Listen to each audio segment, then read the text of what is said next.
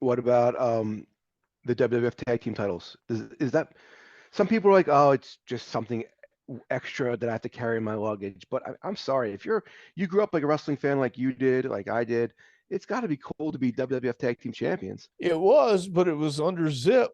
You know what I mean? Mm, That was the got only it. deal. Don't get me wrong, man. It was all cool and it was all great. It really, really was. But it wasn't what I felt it should have been because we just it, it was the tag team division wasn't strong.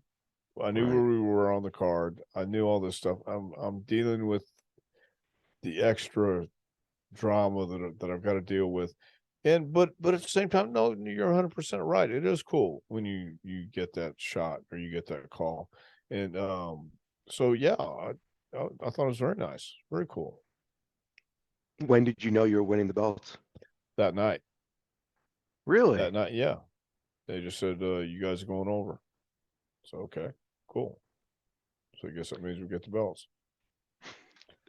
Yeah. The tag team division. Then talk to me about working with the Godwins. I love the Godwinns. Love Henry and Phineas. They're great guys, and that was the only redeeming value, because they were great guys, and we go out there and do the Godwin match every night, and it was a lot of fun. It really was, and it's good when you get to go out and work with your friends and have a good time, especially when all the other stuff's going on. Smoking Guns. I've worked Bart.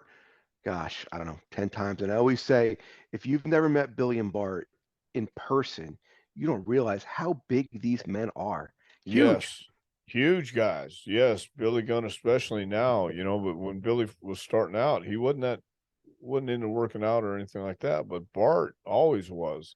And they were great guys too. Yeah, they were very passionate about the business and wanted to do well, and they did. So yeah, I love those guys. The New Rockers. I had a somebody asked me about the New Rockers the other day. I had a good time with Marty and Al. They were trying to make something work too that was kind of goofy and you know, anytime you try and make anytime you try to recreate a team and make it better, sometimes you're going to fall short. More times than not, you're going to Right. fall short. I think the exception to that rule would be the Midnight Express. When Dennis left for a while, Stan came in and they didn't miss a beat. And it, Right. and it it was a new look for the times, and I think Stan was the right guy for it. He just added a new dimension to it. He looked great, and he and Bobby meshed well. So, but the New Rockers, it was Marty and Sean. No, Marty and Sean. Marty and Al trying to recreate what Marty and Sean had done, and they tried, but it was. I think both of them will tell you, it just didn't work.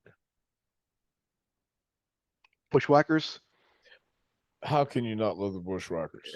You know what I mean? Just Great guys. two great guys to everybody, and that was just you knew you're going to have that kind of match, that Bushwhacker fun match, and you worked the Bushwhacker style. They didn't work your style; you did their style. In ring work. Who do if you have to pick one partner you think you had the best chemistry with, you worked the best? Stan, Jimmy, or Chris? Who would you say? I don't know for in ring work.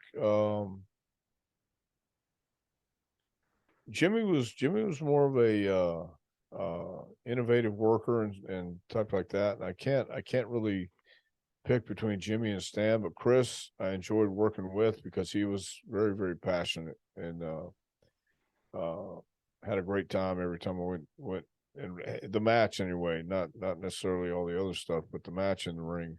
We would have good matches. So I think Chris probably meshed the best. The last time I saw you, Doc, was at Chris's funeral. Oh I just wow, remembered that. Yeah, I just man, remembered that. how many years is that now? Whoa, Chris Yeah, died in I has to can't. be close I've to got I've 20. got it on my calendar, but I can't remember how many Yeah. years right now. But that's pretty bad, man. That and talking about that was, uh, I mean, people wrapped around the church, wrapped around to get in. Yeah. That was a madhouse. Can you imagine a 25-year-old Chris Candido in the business today? I can. I've thought about that too. I can't imagine him. He would be great. He would be a great coach today, I think.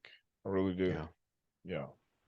Just the smaller guys, the more, it's less about size and it's more about in-ring performances. Yeah, it started changing early on, in the 90s. It was slowly but surely changing when you had the guys like Shawn Michaels and Bret Hart coming up who were smaller, not small guys, but they were smaller than the Hogans and the Warriors and things like that.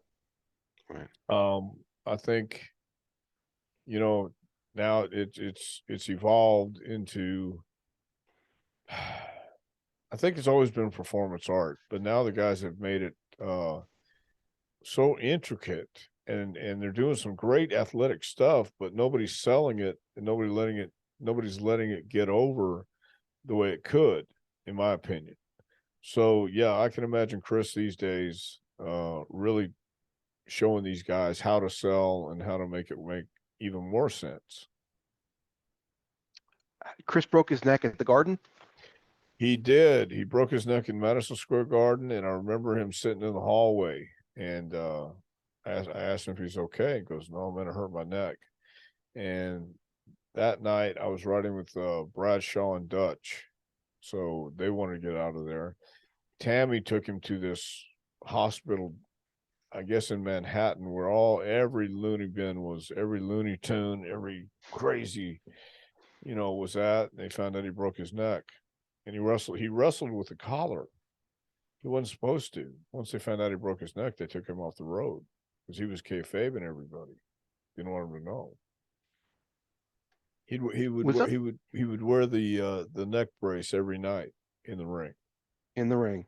I remember at SummerSlam, you guys came to the ring and Chris didn't even tag in, but you guys worked and he had the collar on. It was Was it like an eight SummerSlam? man. It was you guys against the Rockers, against the Guns, against it was like a four corner. I remember seeing Chris with the neck brace on in that Maybe match. so. Yeah. Yeah, yeah, maybe so.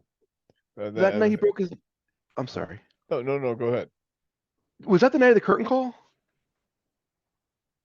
The night he broke his neck. Yeah, the night I think it Shawn and was. Razor. Yes. Did Yeah. you see that actually happen? No, we had left. We had left that night. Yeah. Well, we heard about it next day. Sure did. Are you relieved when the Body Donna's run ends? Are you upset? How did that feel?